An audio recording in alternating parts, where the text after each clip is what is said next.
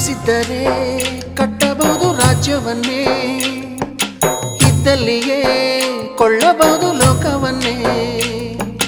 ತಾಯಿಯ ದಯೆಯ ಹನಿಯು ಸಿಗುವುದೇ ನಮ್ಮ, ಕೋಟಿ ಕೊಟ್ಟರು ಅದನ್ನು ತರುವರಾರಮ್ಮ.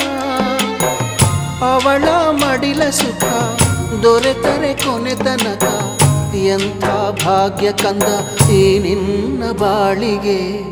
ಹೆತ್ತವಳು ಯಾರಮ್ಮ, ಹೊತ್ತವಳು ಯಾರಮ್ಮ, ಅವಳಿದೆ ಅಮೃತದೇ ಉತ್ತರವೂ ಇದೆಯಮ್ಮ.